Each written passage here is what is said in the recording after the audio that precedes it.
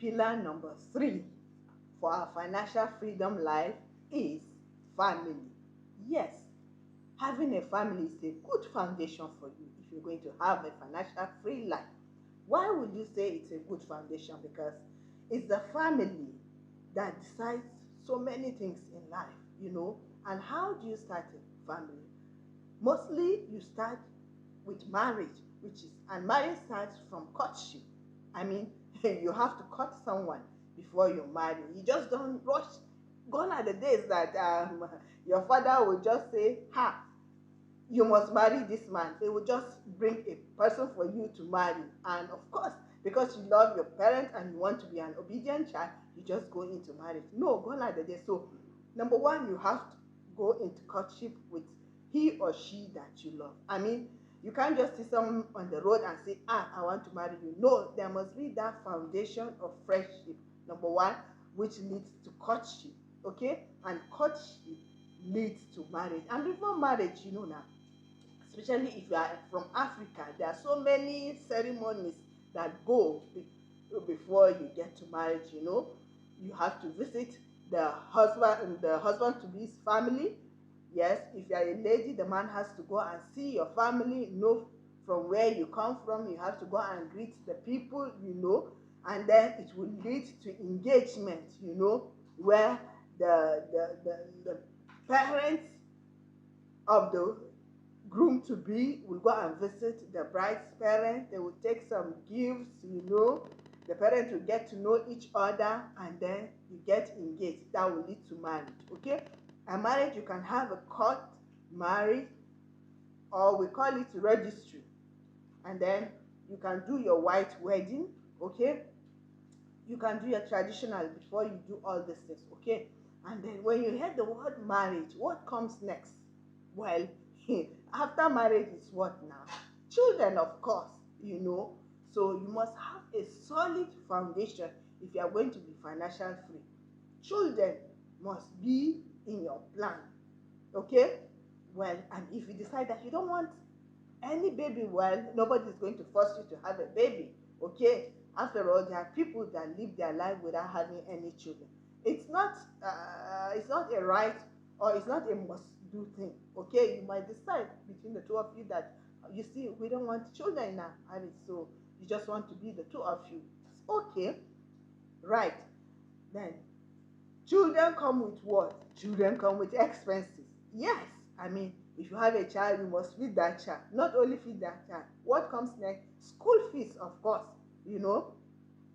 So you must plan ahead, okay?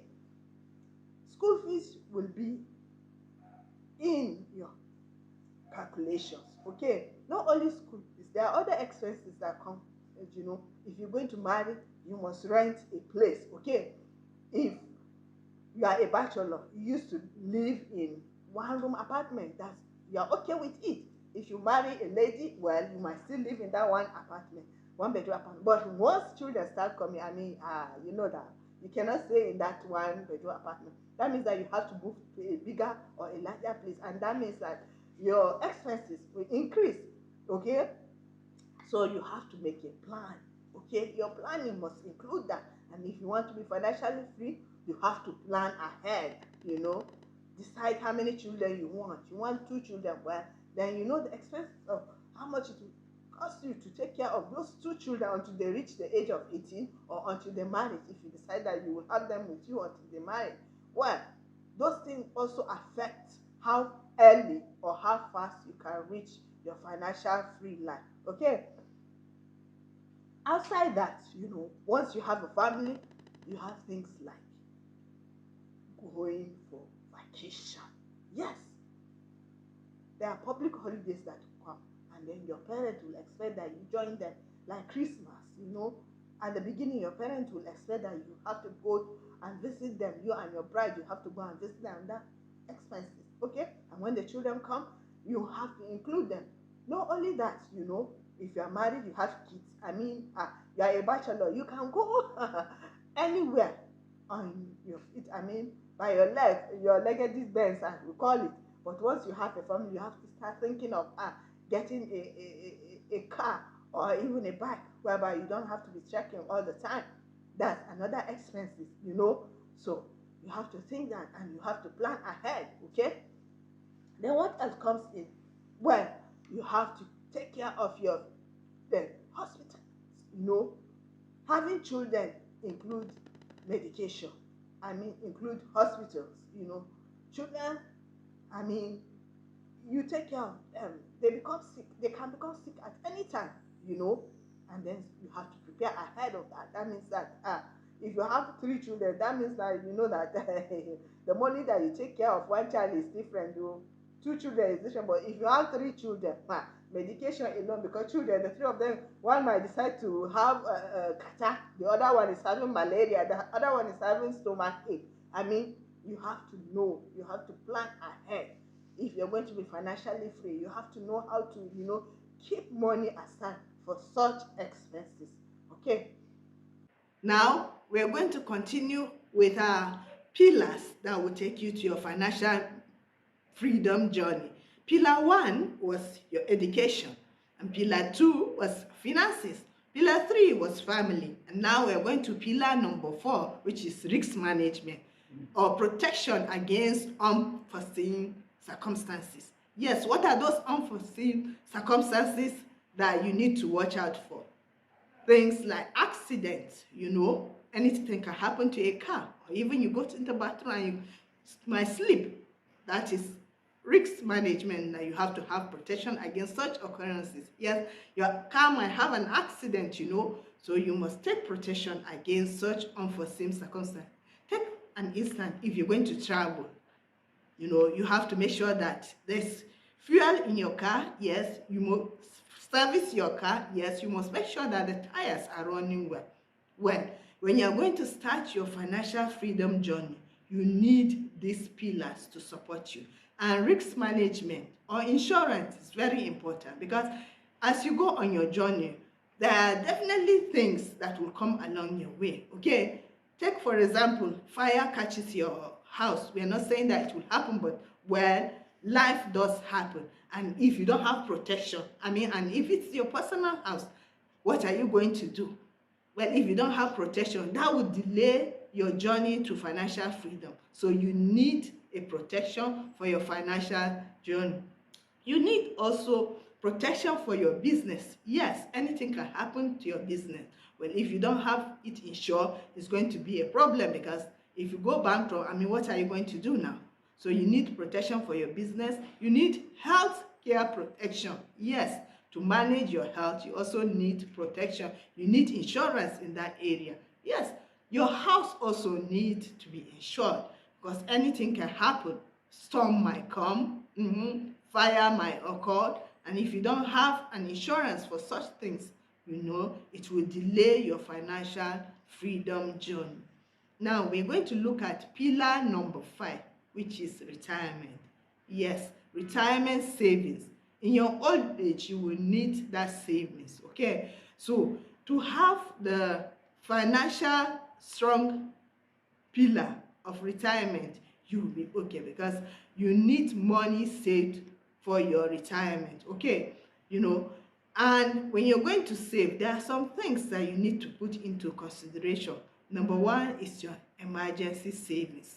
You need emergency savings. That is your money that you have, you know, for your expenses, money that you keep for your 3 to 6 month expenses. That is what we call emergency savings. If you have that amount of money, then you'll be able to stand against any circumstances that will come your way. Right. So what do you do if you want to start your emergency savings? You must decide, and you must know how much income comes to you. Take for example, you earn 100,000 a month. You know, what are the expenses that come in way? You know, your expenses might include feeding, transportation, housing, you know, all the things that you know that are your monthly expenses. By the time you deduct them from your monthly salary of 100,000, how much you left? Let's assume that after saving and deducting your expenses, you are left with like 30,000. Well, then you have to look at that. That 70,000 that you spend in a month is what you are going to calculate for the next 3 months or 6 months in order to have your emergency savings. So old age comes with so many things. Okay, medicals. Old people can become sick at any time. So you need that amount of money saved so that when you're old, you'll be able to take care of your life. As you continue on your financial freedom life, there's another pillar that we have to look at now. Pillar number 6 is spirituality. What do I mean by spirituality? You need a guidance in whatever you're going to do. It's either you are a Christian, you are a Muslim, you are a Hindu, or possibly you don't believe in any religion, but you believe in the nature. Yes. So there are things that will hold you on this your financial freedom life, and spirituality is one of it. What do I mean? Take for an instance, circumstances that do come your way. Sickness is another thing that can come your way. And if you don't have that spirituality background to hold you, you might find it a little bit difficult to know how to stand when issues come. Okay, so and you have children that are coming up in yours. You need to guide them in their life. So in this financial freedom journey, there are some anchors that you hold on to, because things will do happen. Yes, and life will do happen. Businesses do go bankrupt. Yes. You might lose your job. Yes. Well, a sickness that might lead to terminal death might happen. So what do you do in such circumstances? So that's the need why you need that pillar of spirituality to hold on to on your financial freedom life. Now, we look at pillar number 7, which is social networking, or friends, connections that you have on your way to your financial freedom life.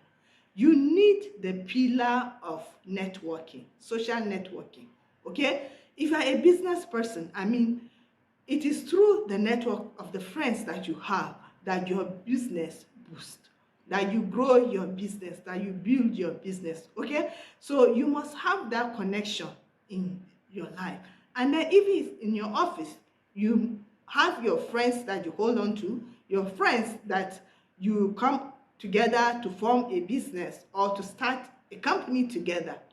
So that networking is very important. It's a strong pillar that you need on your journey to financial freedom. Thanks for watching my Life Plan Tips channel. Please like and subscribe to my channel. Bye for now. We'll see you soon.